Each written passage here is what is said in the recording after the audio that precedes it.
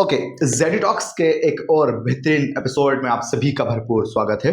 Basically आज के इस वीडियो में हम बात करने वाले हैं कि एक डेप्यूटी मैनेजर क्या क्या काम करता है एक प्राइवेट बैंक पे। इससे पहले भी हमने बहुत सारे वीडियोस बनाए हुए थे, तो उसमें हमें बहुत अच्छा रिस्पांस मिला। तो अगर आपको सीरियसली ये जानना है कि एक डेप्यूटी मैनेजर क्या क्या काम करता है और उसकी क्या क्या रिस्पॉन्सिबिलिटीज होती हैं, तो आज का वीडियो आपको जरूर से कंसीडर करना चाहिए। मेरा नाम जुनैद है। देखिए, इंपॉर्टेंट बातें मैं आपको बताऊंगा, बट एक चीज का ध्यान रखो, अगर आप बिल्कुल फ्रेशर हैं और आपके पास जॉब नहीं है तो आपको सबसे पहले एक जॉब लेनी है। और जॉब लेने में जो सबसे अहम रोल अदा करता है वो होता है आपका रेज्यूमे या फिर आपका सीवी। एक अच्छा और प्रोफेशनल रेज्यूमे बनवाने के लिए आपको इस वाले कॉन्टैक्ट नंबर पे कॉन्टैक्ट करना चाहिए। स्टार्टिंग प्राइस एज ए 299 है अगर आप बिल्कुल फ्रेशर है। तो अगर आपके पास एक्सपीरियंस है तो इसकी बात हम व्हाट्सएप पे करेंगे। Same number available on WhatsApp, ठीक है। तो आप एक बार जाइए, प्लीज कॉन्टैक्ट कीजिए और हाँ, एक रेज्यूमे का ऑर्डर जरूर दीजिए। अब हम बढ़ते हैं अपने वीडियो की तरफ। देखिए, सबसे पहले मैं आपको बता दूं, अगर आपने हमारा इससे पहले वाला वीडियो नहीं देखा है, जिसका लिंक आपको ऑब्वियसली आई बटन में मिल जाएगा, तो आप उस वीडियो को देख करके भी बहुत कुछ सीख सकते हो डेप्यूटी मैनेजर के बारे में। लेकिन अगर आप इस वाले वीडियो पे आ गए हो तो प्लीज कंटिन्यू करिएगा। सबसे पहला काम यह है, एज ए डेप्यूटी मैनेजर आपका प्राइवेट बैंक के अंदर आपको दुनिया भर के अकाउंट्स ओपन करने होंगे। आज की तारीख में कोई भी प्राइवेट बैंक बहुत तरीके के अकाउंट्स आपको ऑफर करता है, जैसे करंट अकाउंट, सेविंग अकाउंट, इसके अलावा और भी बहुत कुछ। तो आप एज ए डेप्यूटी मैनेजर ये काम भी कर रहे होंगे। दूसरा एंड इंपॉर्टेंट काम यह है कि आपको ट्रांजेक्शन की मॉनिटरिंग करनी है। देखिए, हम डेली बेसिस पे कुछ ना कुछ ट्रांजेक्शन्स करते हैं। एज ए डेप्यूटी मैनेजर आपको कुछ अकाउंट्स मिलेंगे, थोड़े से हाई लेवल अकाउंट्स होंगे। आपको वहां पे मॉनिटर करना है कि किस ट्रांजेक्शन को कहां पर किया गया है और उसका क्या कॉन्सेप्ट है, क्या मतलब है। इसी के साथ साथ नंबर 3 ये है कि आपके पास कुछ स्टाफ होगा, उस स्टाफ की ट्रेनिंग करनी है और उसकी परफॉर्मेंस को ट्रैक करना है कि ये लोग एक्चुअली में काम कैसा कर रहे हैं और इनसे एक्चुअली में हमें कैसा काम लेना है, ठीक है। तो ये 3 काम मैंने आपको बताए हैं। देखिए, चौथा काम जो है वो है कस्टमर सर्विसेज को लेके। बैंकिंग फील्ड में बहुत तरीके की सर्विसेज होती हैं, तो आपको कुछ चुनिंदा मिल जाएंगी। आपको उन सर्विस के बेस पे काम करना है। मान लो किसी को कोई काम है, किसी को कोई काम है, तो आपको वहां पर उनकी प्रॉब्लम्स को सुनना है और उसके बाद उनको एक तगड़ा सॉल्यूशन देना है। एज ए डेप्यूटी मैनेजर आपकी रिस्पॉन्सिबिलिटी रहेगी। इसी के साथ साथ अगर मैं बात करूं लोन प्रोसेसिंग की, और ये नंबर 5 पे रखा है। बहुत तरीके के प्राइवेट बैंक्स लोन ऑफर करता है, कई बार होम लोन, गोल्ड लोन, ठीक है, कार लोन, इंश्योरेंस एंड इसके अलावा बहुत कुछ। तो आपको लोन एप्लीकेशंस को रिव्यू करना है, ठीक है।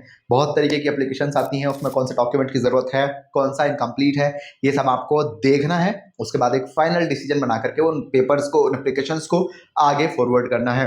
इसी के साथ साथ नंबर 6 पे है फाइनेंशियल रिपोर्टिंग। आपको अपने सीनियर्स लोगों के साथ जो भी बैंक के अंदर काम हो रहा है, या फिर आपका बैंक जो भी परफॉर्मेंस आपके लिए ला के दे रहा है, या फिर जितने भी कैंडिडेट्स हैं वो एक्चुअली में क्या काम कर रहे हैं, इसका एक फाइनल रिपोर्ट बना करके अपने सीनियर्स लोगों के साथ शेयर करना है। इस हफ्ते में हमने इतना काम किया है और इतना पॉजिटिव इंपैक्ट हमें देखने के लिए मिला है। तो आपका ये काम भी रहेगा। बेसिकली आपको ये सारी चीजों का एक ट्रैक सिस्टम बनाना है और फिर उस सिस्टम के ऊपर आपको काम करना है। नेक्स्ट नंबर 7 पे हमारे पास है सिक्योरिटी मेजर, ठीक है। बैंकिंग फील्ड में बेसिकली आए दिन कुछ ना कुछ चीजें आपको सुनने को मिलती है कि ऐसा हो गया, किसी ने किसी तरीके से अकाउंट्स को हैक कर लिया, कई बार एटीएम के थ्रू चीजें हो गई हैं। आपको इन सभी चीजों को कंसर्न में रखना है और चीजों को चेक करना है कि हमारे बैंक के अंदर एक्चुअली में कौन सी चीजें कितनी मजबूत हैं, ये आपको बहुत ही खास ध्यान रखना है, ठीक है। और इससे भी ज्यादा इंपॉर्टेंट बात यह है, सिक्योरिटी को लेके आपको जरा सा भी आनाकानी नहीं करनी है। अगर मैं इंग्लिश में बोलूं तो लापरवाही नहीं बरतनी है। आई होप आपके सामने सारी चीजें आ रही होंगी। अगर आपको लगता है कि वीडियो काम का है तो please hit the like button, because ये बिल्कुल फ्री है और यूट्यूब के एल्गोरिदम में काम आ जाएगा। नेक्स्ट हमने रखा है नंबर 8 पर, और ये है सेल्स फाइनेंशियल प्रोडक्ट्स। बहुत तरीके के प्रोडक्ट्स होते हैं बैंकिंग फील्ड में, आपको भी पता है, जैसे कि लोन हो गए, क्रेडिट कार्ड्स हो गए, ठीक है, पॉलिसी हो गया, बीमा हो गया, इंश्योरेंस हो गया, मतलब दुनिया भर की चीजें हैं।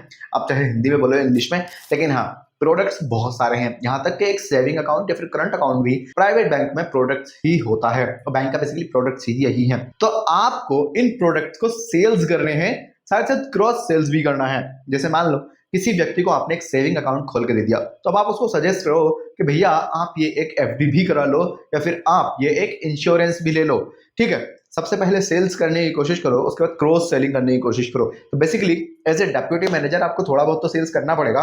मतलब आप बैंक में किसी भी पोस्ट पे चले जाओ, सेल्स तो आपको करना पड़ेगा और थोड़ा बहुत तो जरूर से करना पड़ेगा। अपने टारगेट्स को अचीव करने के लिए या फिर अच्छी परफॉर्मेंस लाने के लिए, अपने आप को प्रमोट करने के लिए सेल्स तो जरूरी है। तो प्लीज सेल्स की टेक्निक सीखना जरूरी है। वीडियो ऑब्वियसली आई बटन में मिल जाएगा, बट उससे भागना नहीं है आपको, सेल्स सीखो, ठीक है। आई बटन में वीडियो लगा दूंगा, जरूर सीखना, बहुत अच्छे अच्छे वीडियोस हमने ऑलरेडी बनाए हुए हैं। दोस्तों नंबर 9 पर जाने से पहले आप सभी के लिए एक खुशखबरी है। इससे पहले हमने बताया था कि आप डेप्यूटी मैनेजर कैसे बन सकते हैं प्राइवेट बैंक में। उस वीडियो का लिंक आपको आई बटन में मिल जाएगा, तो आप चाहो उस वीडियो को क्लिक करके भी देख सकते हो कि एक प्राइवेट बैंक में डेप्यूटी मैनेजर बनने के लिए कौन कौन से प्रोसेस हैं, कौन कौन से रास्ते हैं। पॉइंट नंबर 9 ये है कि आपको रूल्स एंड रेगुलेशंस को बहुत अच्छे से समझ के चलना है। देखिए इंटरनेशनल और नेशनल, हमारे देश में भी पैसों को लेकर बहुत सारे रूल्स होते हैं, ठीक है, और इंटरनेशनल भी बहुत तरीके के रूल्स होते हैं।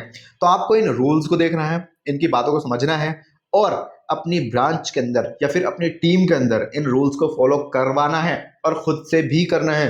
देन आप एक अच्छे डेप्यूटी मैनेजर बन सकते हैं। ओके, पॉइंट नंबर 10 हमारे पास बहुत इंपॉर्टेंट है। It's called business strategies. देखिए किसी भी बिजनेस को करने के लिए या फिर कोई भी जॉब करने के लिए आपको कुछ स्ट्रेटेजीज बनानी आनी चाहिए। जैसे हम एक यूट्यूब चैनल चलाते हैं तो हमारी भी कुछ स्ट्रेटेजीज हैं। मान लो हमने हफ्ते में 3 वीडियोस अपलोड करने हैं या फिर इस तरीके से हमारा कुछ और चीजों को लेकर भी शेड्यूल होता है, ठीक है। तो आपको भी अपना एक बिजनेस स्ट्रेटेजी बनानी है as a banker, as a deputy manager. वो आप कैसे बनाएंगे उसके लिए आप गूगल की हेल्प ले सकते हो या और भी बहुत सारी चीजें आपको मिल जाएंगी इसके बारे में। बट स्ट्रेटेजी बनाना बेहद जरूरी है अगर आपको एज ए डेप्यूटी मैनेजर अपने बैंक में ग्रोथ चाहिए या फिर अपनी पोस्ट को और प्रमोट करना है। ये 10 पॉइंट थे। इसके अलावा भी बहुत सारे पॉइंट होते हैं एक डेप्यूटी मैनेजर की रिस्पॉन्सिबिलिटीज के अंदर। अगर आपको वो पॉइंट्स जानने हैं तो आपको कमेंट से मुझे बताना है कि पार्ट 3 बना दीजिए, हम इंशाल्लाह नेक्स्ट पार्ट जरूर बनाएंगे। इससे पहले का पार्ट अगर आपने नहीं देखा है, आई बटन में आपको लिंक मिल जाएगा, आप जरूर से देखना। अगर आपका मुझसे कोई भी पर्सनल क्वेश्चन है तो आप मुझे इंस्टाग्राम पे फॉलो कर सकते हैं। साथ ही साथ आपको एक प्रोफेशनल रेज्यूमे बनवाने की जरूरत है तो प्लीज इस वाले कॉन्टैक्ट नंबर पर आप कॉन्टैक्ट भी कर लेना। और दोस्तों इस वीडियो के रिगार्डिंग जो भी आपका फीडबैक है, आपको पसंद आया है या ना पसंद आया है, प्लीज मुझे कॉमेंट्स में जरूर बताना। अगर आप अच्छा बताएंगे तो भी हम इंप्रूव करने की कोशिश करेंगे और अगर आपने कुछ इस वीडियो में कमियां बताई हैं तो हम तो उनको जरूर से इंप्रूव करेंगे। हम बैठे हुए आपके भरोसे। प्लीज कॉमेंट्स में अपना ओपिनियन, अपना फीडबैक जरूर से देना। मेरा नाम जुनैद है। इस वाले वीडियो में फिलहाल इतना ही।